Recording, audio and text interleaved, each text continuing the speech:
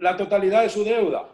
Por ejemplo, yo hablo mucho de Northern Telecom, porque fue un caso que en una organización profesional de la que yo soy miembro, fue un ejemplo maravilloso en que se sentaron el juez norteamericano de bancarrota de Nueva York, el juez de bancarrota de Canadá, de Inglaterra, de Francia y de Alemania, se sentaron en un panel a discutir el caso, teniendo los abogados que llevaron el caso enfrente. Y en base a la legislación de UNCITRAL que nosotros copiamos para la colaboración entre tribunales, el juez de Canadá y el juez de Estados Unidos mantenían audiencias al mismo tiempo. Hicieron a los acreedores norteamericanos de Estados Unidos y de Canadá registrarse en ambos procesos. Y esos acreedores tuvieron una recuperación de 80 centavos por cada dólar.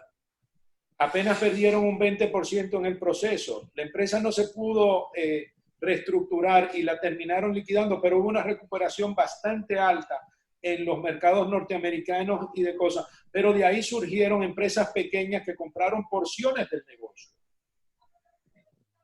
Muy bien. ¿Qué pasa con las deudas laborales?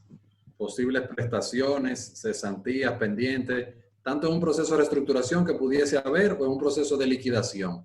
¿Cómo se maneja? ¿Desde qué punto de vista? Porque eso tendría varios matices. Me gustaría saber desde qué punto de vista quieren la respuesta. La respuesta, sobre todo, cómo se maneja, si se pagan completas, si se pagan a proporción, quién cobra adelante.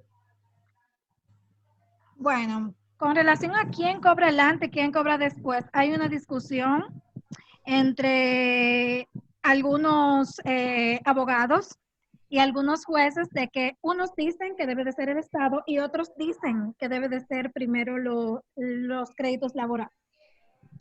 Desde el punto de vista de lo que es la función social del Estado, me inclino por decir que deben de cobrar primero los trabajadores porque el Estado debe la garantía a esos trabajadores. Y si yo como Estado no puedo garantizar un derecho fundamental que yo estoy llamado a verificar y a cumplir en primer orden, entonces no tendría razón de ser de que el Estado cobre primero que el trabajador. Yo entiendo que el superprivilegio de los trabajadores va por encima del Estado. Y yo entiendo que en un proceso de reestructuración, el plan de reestructuración debe contemplar el mantenimiento del pago de los recursos humanos que tiene. Sobre todo si el plan conlleva terminación de contrato, esas terminaciones de contrato deben ser pagadas en su totalidad y deben ser incluidos dentro de los fondos que deben generarse dentro del proceso de reestructuración y de los fondos que deben proveerse para el plan. Ahora, en el proceso de liquidación, toma otro matiz, y yo me adhiero a la filosofía que acaba de expresar la magistrada, de que el superprivilegio de los trabajadores va por encima del Estado, por encima de un acreedor inscrito con garantía. Un acreedor que tenga una hipoteca, banco que tenga una primer rango, ve su garantía limitada y su garantía puesta en segundo rango si los trabajadores actúan en el momento adecuado y registran contra esa inmueble su superprivilegio. ¿Cómo tendrían los trabajadores que hacer esa inscripción? ¿Quién los representa? ¿Cómo se manejan el grupo de empleados? Si el proceso... Magistrada, adelante. Bueno, si entienden del lugar que no es obligatorio, podrían acudir a la figura del asesor de los trabajadores para que se representen de manera conjunta. Y hasta el momento, en ningún proceso ha dado eso. Desde el punto de vista de la experiencia que yo tengo, ni los acreedores ni los trabajadores han nombrado, por así decir, un asesor que pueda llevar de manera conjunta todas sus solicitudes, pero sí pueden hacerlo. La ley prevé esa figura jurídica. Es un representante o un asesor que unifique los procesos. quizá un poquito más claro, si se va a pagar, ¿cómo se distribuye el dinero entre las diferentes clases de acreedores? O sea, ¿de qué manera, poner un ejemplo práctico de cómo es que el dinero que hay disponible, cómo se va repartiendo entre las diferentes categorías o clases de acreedores, los hipotecarios, los créditos laborales, luego los Entendamos, créditos ordinarios? Félix Eduardo, entendamos que estaríamos hablando de un proceso de liquidación. Liquidación, correcto. En un proceso de liquidación, la ley establece que se van pagando en base a las preferencias que tienen. El acreedor que tiene un privilegio, una hipoteca, se va a cobrar de su hipoteca. El que tiene una prenda, de su prenda. El que tiene garantía genérica, que eran los quirografarios que no tienen una garantía, esos acreedores van a cobrar de lo que sobre. Pero con preferencia a eso, el Estado Dominicano tiene un privilegio y los trabajadores tienen un super privilegio. Entonces, ese super privilegio de los trabajadores debe pagarse primero, después el privilegio del Estado y debe pagarse las garantías liquidándolas. Es decir, yo tengo una hipoteca sobre un inmueble, yo voy a someter en venta en pública subasta el inmueble que tengo en garantía, aún dentro del proceso de liquidación. A partir del momento en que se envía un caso de reestructuración a liquidación, el cese de los procesos o la suspensión de los procesos de cobro y de ejecución se elimina y pasa que todos esos procesos siguen su curso. Magistrada. Entendido. Los que ya se habían comenzado, obviamente. Claro. Los demás se van a someter al plan de liquidación. Correcto. Tal cual prevé el plan. Sí, pero si yo tengo una garantía, aunque no lo hubiera iniciado, yo puedo iniciar mi proceso y no me afecta el plan de liquidación. La ley lo establece, la ley prevé que yo puedo optar por esto. Correcto. Entonces, en un proceso de reestructuración, hablamos entonces de que hay un plan que está aprobado por todos los acreedores. Entonces, no por todos, por la mayoría. Por la mayoría. Por el Bueno, qué bueno que tocas ese tema. Esa mayoría, es una mayoría simple. ¿A qué le denominas mayoría simple sería en virtud de esa ley? 50% más uno. No, la ley no habla del 50% más uno. La ley habla de una cuota mayor. Habla de... Sí. Lo escuchamos.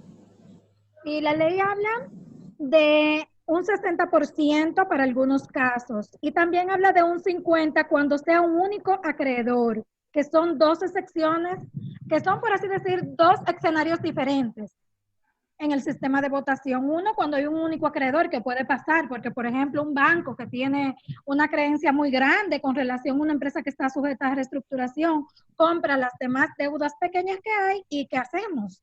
El banco prácticamente va a tener la mayoría de votos con relación a esto, y con el 50% basta según la misma ley. Nadie puede tener más del 50% de los votos. Es una medida de la ley de frenar de que alguien compre la totalidad o la gran mayoría y con eso controle el proceso. Es como una forma de evitar el monopolio. Exactamente.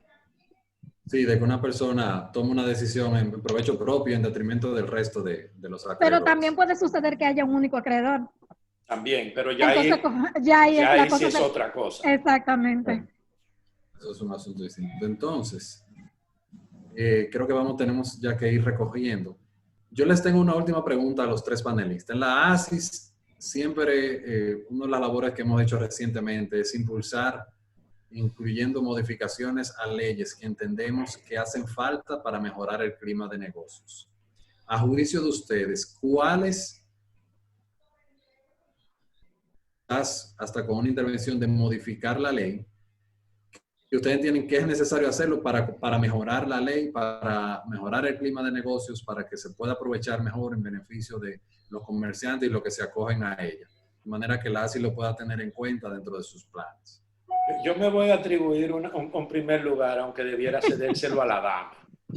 Mira, toda legislación puede ser mejorada. Sin embargo, yo entiendo que la ley todavía no tiene suficiente aplicación en el país. Los casos que realmente se han buscado aplicar la ley no son suficientes. Nosotros tenemos una serie de casos iniciales que fueron de espadachines mancos del cine chino de las artes marciales hace 30, 40 años, que tiraron de todo a ver qué pasaba. No es sino en los últimos año y medio, que se están empezando a ver procesos que realmente tienen la intención de llegar a resultados correctos, de que se están procediendo para someter un plan de reestructuración.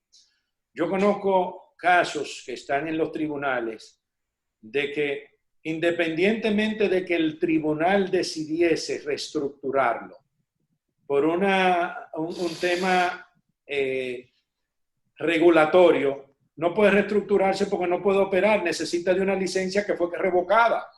Y si esa licencia no es reotorgada, no puede operar. Es el caso de una línea aérea. Yo no puedo operar una línea aérea sin un permiso del IDAC, de las autoridades aeronáuticas.